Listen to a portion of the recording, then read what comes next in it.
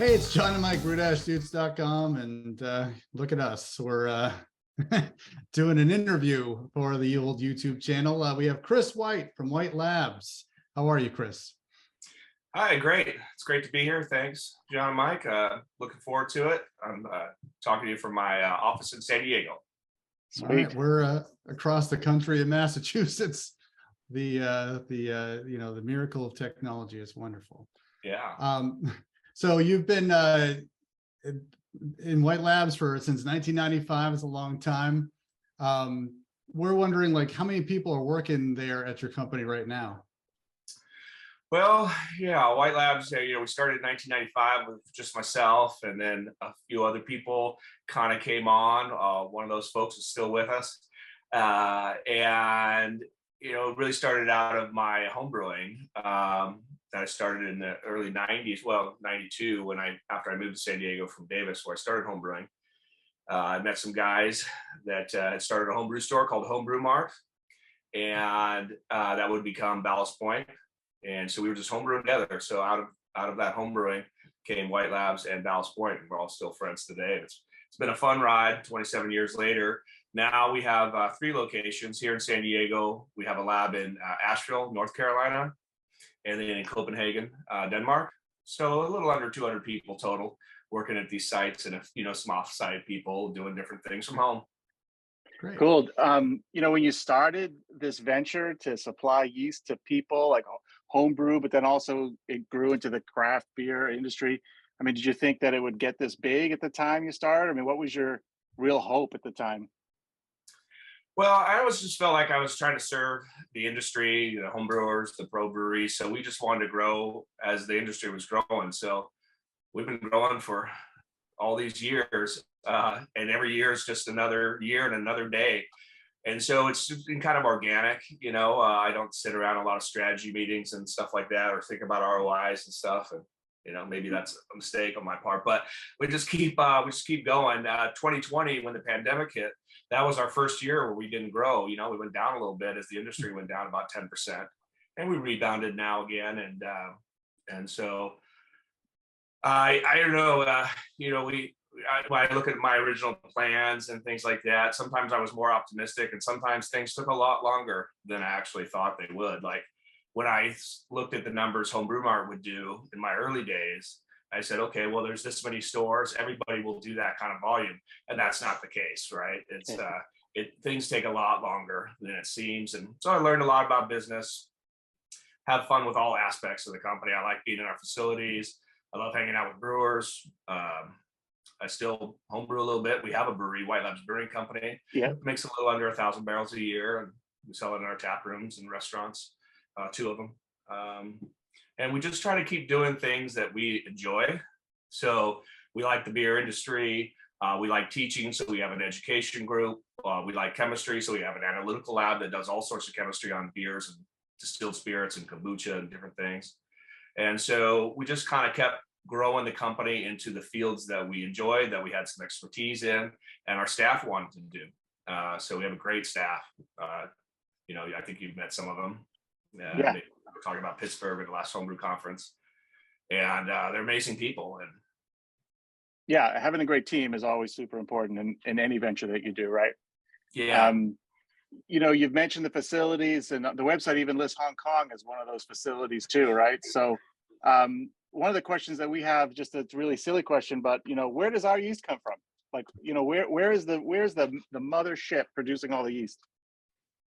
Well, it's a good question. San Diego and Asheville make about the same amount of yeast. Copenhagen makes less. It's the smallest one. And then Hong Kong is more for shipping, an entity there that tries to serve Southeast Asia, but that yeast mostly comes from California. Right. The homebrew yeast almost all comes from San Diego. Since San Diego was the first lab, it does everything that is custom, everything that is difficult, everything that is different kinds of strains, where Asheville was built a little bit more to make more of the big selling strains like California ale yeast. But, over the years, they sort of make a lot of the strains too, but they don't, but homebrew is and it may change someday, but the challenge for homebrew is making these 80 different strains every week and filling a cold room that we can supply the stores with. So trying to mimic that in another location with all of those strains available to start shipping Monday, Tuesday, Wednesday is best put into one facility at this point. Just on the, since we are in Massachusetts, we were thinking, do you have requirements of how you ship yeast across the country or to different local homebrew shops? Yeah, in my original little business plan, I kind of wrote in like 93 or 94. One of the biggest questions I had at the time was, how am I going to ship yeast to stores in the US and Canada and around the world? And it turns out UPS, FedEx, these companies are fantastic. They made this business possible. And they, when we ship something here, we say we're shipping to Hong Kong. If we shipped it today, tonight, it's leaving Los Angeles, it's going through Alaska, and it's to Hong Kong tomorrow. And it just is amazing how quick it is, how inexpensive it used to be. But as everybody knows, man, shipping has gotten a lot higher with especially with like gas prices and all of those things going on right now. So it's become a lot more expensive, but and sometimes the quality has also been harder right now with a lot of new employees in these companies. And I mean, it's something everybody's sort of familiar with Amazon. Has changed the shipping world to where it almost doesn't matter what carrier anymore people use. You don't even pick it from Amazon. It used to be really, really specific. Like, I want this carrier and this thing and this thing. And now it's more like, I just want it on this day. Right. And that's been kind of a big change in the shipping world. But we ship, I mean, the box continues to evolve as we continue to try to meet requirements of keeping the yeast cold, of sustainability, and things like that. So even now, we just released a new box the last few weeks that is a big box and with a lot of ice packs, but it's all curbside recyclable. So it's all corrugated. And that is, so it's a bigger box, it's a heavier box, but it's all recyclable. And it keeps the yeast really cold. So you're not like shipping out Yeti coolers to everybody? Pretty much, yeah. I mean, it's almost 20 pounds with nothing in it, it's just the ice in the box.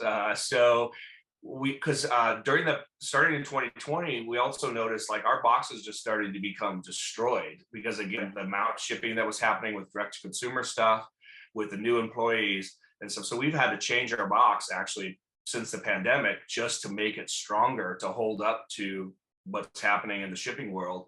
But also we use the opportunity to go to all recyclable, to go to even our ice packs can be used to, just put it in plants and things like that. And to make it colder. So when our stores are receiving the yeast, it's still usually cold, but not frozen. So we have to make the right balance of putting enough ice in the box so it keeps it cold for the 1 or 2 days or sometimes a week that it takes overseas.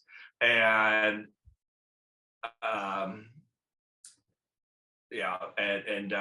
but still, but not frozen, right? So it's a tricky little balance, and we did a lot of work in the last year to come up with this new box. Yeah, that's interesting, and sort of bleeding into like a little bit of a technical question that I've noted for years, and I've always wondered this question. So, because we are in Massachusetts, and though most of the yeast, it has to travel all the way across country to get to me. I remember in my early days of brewing, I'd be reading forums and stuff, and people be talking about, how they would pitch their yeast and they would have like very little lag time. They'd be say, oh, I pitched my yeast in 6 hours. I pitched this White Labs violin into a 1040 beer, and in 6 hours it was starting to bubble away. But out here in Massachusetts, I would be doing that, and it would be like 24, 30 hours or more. I'd be like, is this thing going or what? Right. And I always just wondered, what have you guys looked at? Like, what is the drop in viability or just the metabolic potential in that shipment across the country? And of course, sometimes I've often wondered if is that just forum guys sort of like beating their chest and saying, mine's going in 6 hours versus the rest of us are like, well, it actually takes more like 24 hours, you know? Mhm. Yeah, I think you're right. And it's one of the reasons why we keep trying to get better at the shipping, at the packaging, some of the things we're going to be talking about today, to keep our viability as high as possible. We have such a higher viability over time than we ever used to have before. We have a colder box.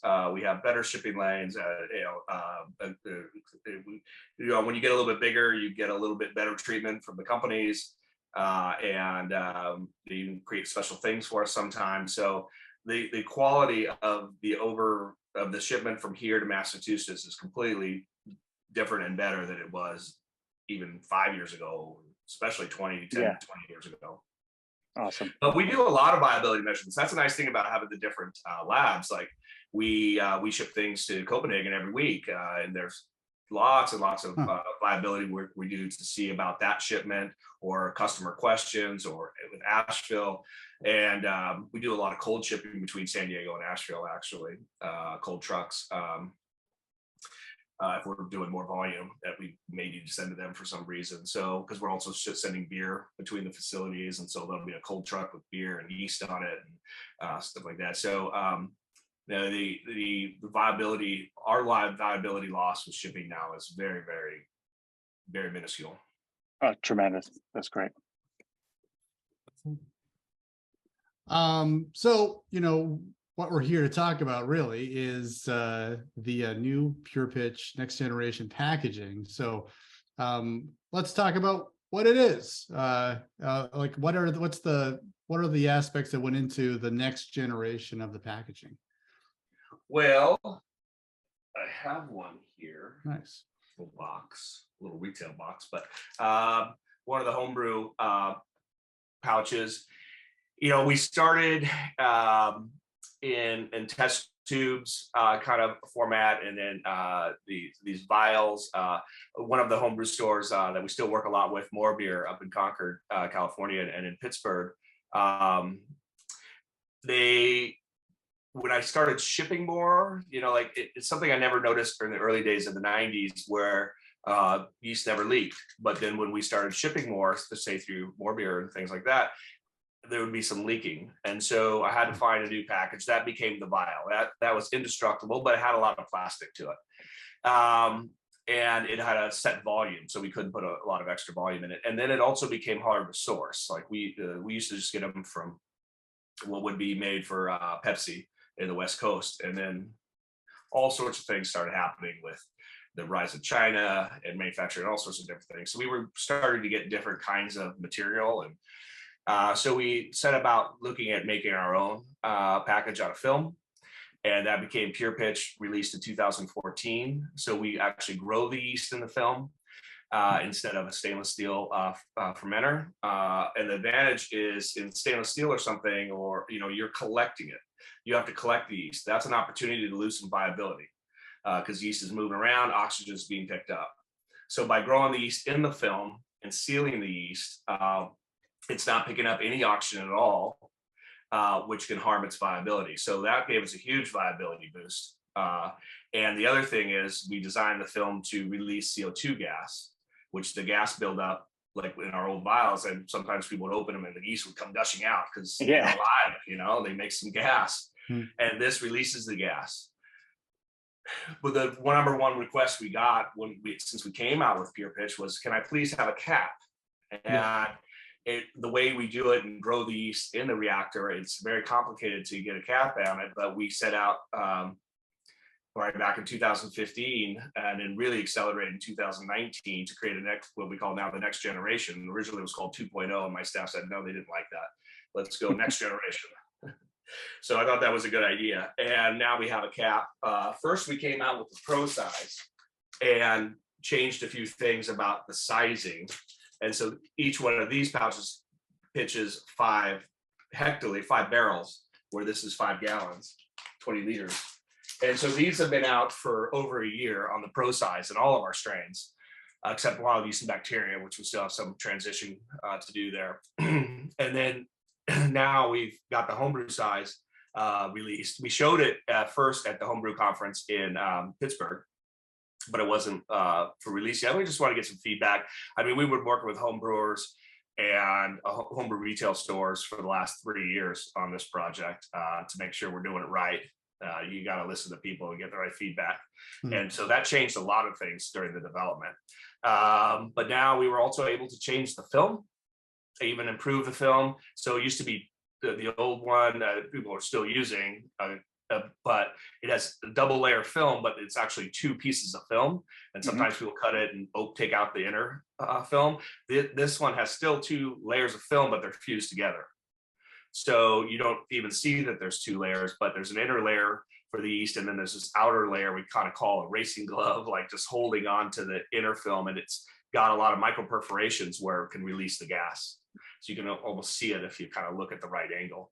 But the yeast is securely protected inside in the film that's in the inside film. So you're still like growing the yeast in the film like you were before? Yes. Yeah, obviously. Yeah. Cool. And you've really must developed a pretty cool engineering feat to get the caps into that. Yeah. That's what always fascinated me. So we call that a reactor, and it's a different reactor now for this yeast. That's why it's like we can't just do a whole bunch of different strains, like, oh, because we're not packaging anything, right? We're not using a filler. Yeah. And so if we only have so many slots for these cells, and we're growing all these 80 strains, so we were able to do California oil yeast, but also still make the other reactor that's creating PurePitch right now. So it gives us a way to do sort of a soft release, a soft introduction, and not just say, everybody, you have to use the new thing now. We want people to learn what's all great about it and want it over the other one, and let that natural interest change over our strains altogether to this, which is just so much better. And we're excited to talk about it and for people to use it. Is that now, I think I remember reading on the website or somewhere, is there more yeast in the package now than there was before? Yeah, so it's a larger package. We since we have these new reactors, we were also able to dial the cell count into every strain rather than kind of collect a biomass in some strains. So we had sort of a range. Some strains would be a little more than other strains. Now we're collecting each strain differently in different volumes. So California ale yeast will harvest a different amount than dry English ale yeast, for example, or a lager strain. But they're all at 2.15 billion cells per mil. This is a 70 mil package. But what we put on the front was more of a recommendation that professional breweries talk about. Like homebrewers have talked a lot about total cells over the years, but that's a very homebrewer specific thing that the rest of the world doesn't really talk about with microbes, right? It's cells per mil. And then how many mils you're putting it in, and then so we wanted homebrewers to be able to talk in millions of cells per mil. So just like our Pro size, one of these in 5 barrels will give you 7.5 million cells per mil, which is a really nice pitching rate for ales that lots of commercial breweries use, from Sierra Nevada to lots of ale breweries. And then 2 for lager get you 15 million cells per mil, very traditional lager pitching rate. But we also know that people want to use all sorts of different amounts of yeast. They might use a calculator such as Mr. Multi or the other ones. And there is no volume of yeast you can put in these packages, even if it's 200 billion or 200 plus billion, that a calculator wouldn't say, oh, you need 250 billion. So total cells, right? Or 350 billion cells, probably, right? For if you want 15 million cells per mil. So what we did was we also used the opportunity to create a new calculator. And the calculator on yeastman.com is really new and novel. So when you can just scan the front or scan this QR code on the back, which gives you QC sheet, which has everything's transparent. It has all the cell count, all the data, whether it's qPCR, which is usual, or a plating method. It shows you exactly what was done and what facility it came from. So that's just that QR code right there. And if you go to the calculator and you hit the customize button, we have to keep figuring out how you get people to click on it. But if you click on that customize button, we have a pitching rate dial. So say you want your beer to have 1 million cells per mil per degree Plato. You can just move the dial and it'll tell you how much volume to use to get that pitching rate. Or you want, say you don't want per degree Plato, say you just want, you want 13 million cells per mil, for example. Maybe you're brewing a 13 Plato beer. Then it'll tell you exactly the volume you need to use. So we made something that's a really good standard pitching rate in an ale, but it's completely customizable, especially when there's a cap. You can use a partial or another one. And we've seen that the viability is the same up to the shelf life. It's not something you have to use within 30 days or whatever. It's the shelf life if you close the cap again. And so you can use the exact volume you want. Yeah, I think that's good too, Chris, because a lot of people are starting to, I see more and more trends now, people starting to brew smaller than 5-gallon batches, right? I mean, it's sort of starting to pick up now. And so having a system like that is perfect for people who might do like a 2.5-gallon batch, right?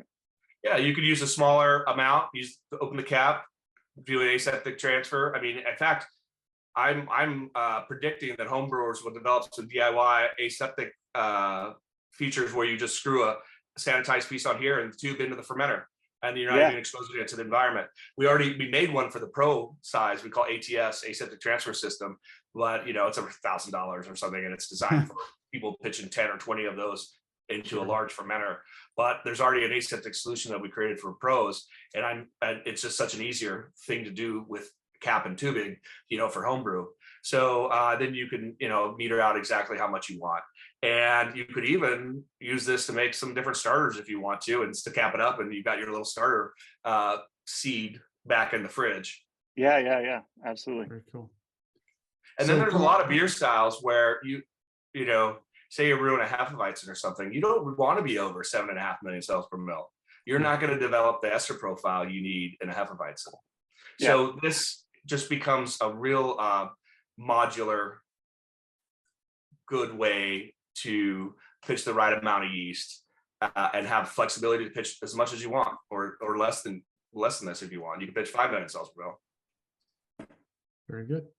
So in our research, we saw that only the California ale strain 001 is available on White Labs. What's the timeline for the rest of the catalog in this new packaging? Well, our staff here would like it to be tomorrow. Yeah. Because we know how much better it is. All sorts of little tweaks and things. I mean, the strains are the same, the production's the same, except we were able to, like I said, get the cell count collected exactly to 2.15 billion. We were able to do a lot of cool things. That is also some of those things are in the other reactors as well, in terms of yeast health and everything. But the viability is so much longer in this. We have a little viability calculator that has just hundreds and 1,000 data points from all of our viability tests over the years that we put into a calculator. So might release that or something for people to see how long this viability lasts because of that gas release, because of the no oxygen introduction. And so anyway, our staff would like it to be tomorrow. They like making it. Operationally, it's hard to make 2 different types, especially when, when you've got to put it in these sizes. So, but we really wanted homebrewers to want it, to use it, to like it, or retail stores to start getting it.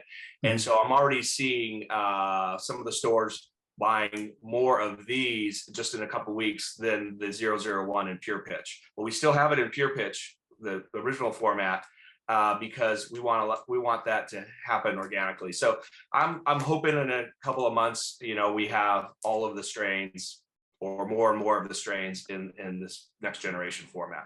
Because some of the stores have told us, no, we don't want it yet until you have all of them. So we are getting some feedback like that. Okay. Yeah. Is 001 still the best seller, or is it, even in this New England IPA driven world, is 001 still driving the homebrew market? It's an excellent question. And yes, it's still our top selling yeast. Nice. Wow, the hazy strains, do fantastic. But I think that's a good sign that, because styles come and go, but California ale yeast has still retained that top position. It makes so many different types of beers.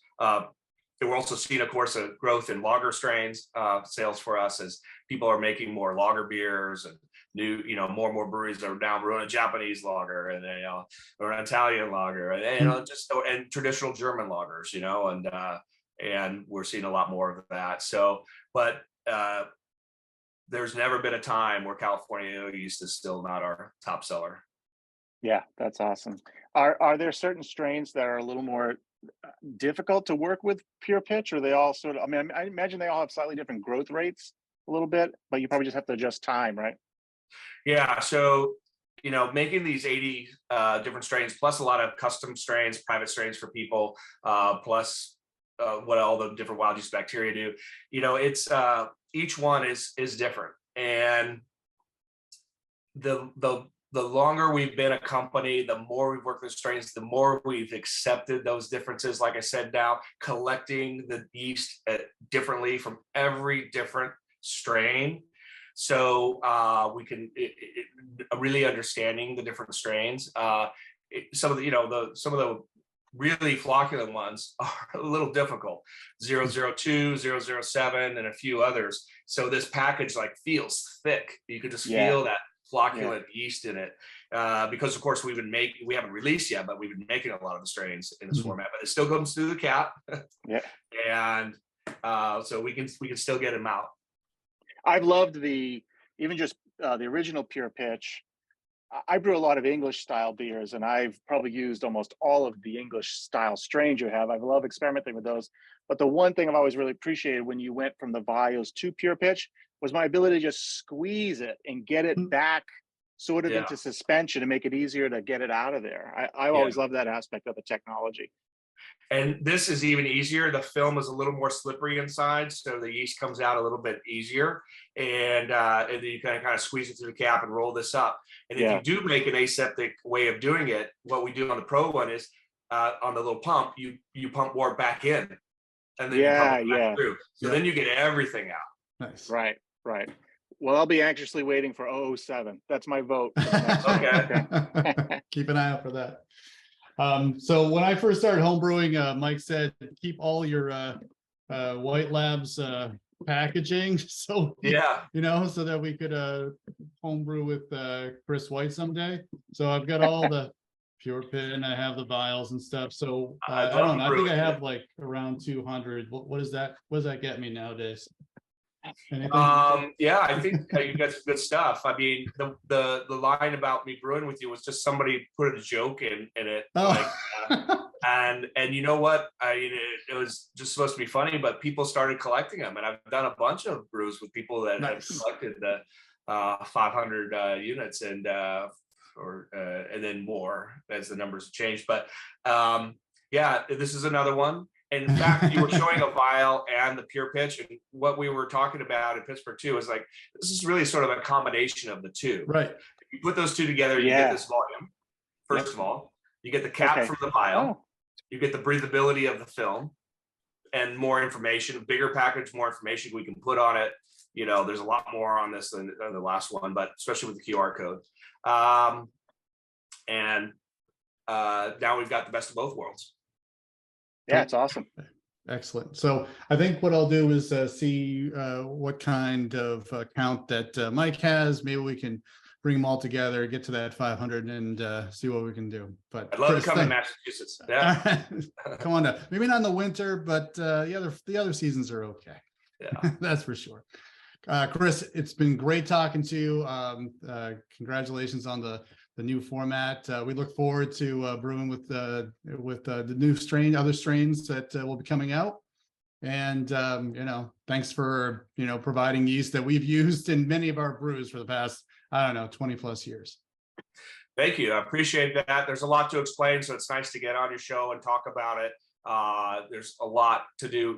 I mean, yeast is such a big topic. I love talking about it. I had a good time here today, so thank you. Awesome. Thanks, Chris. All right. Well, that's what we have for this week.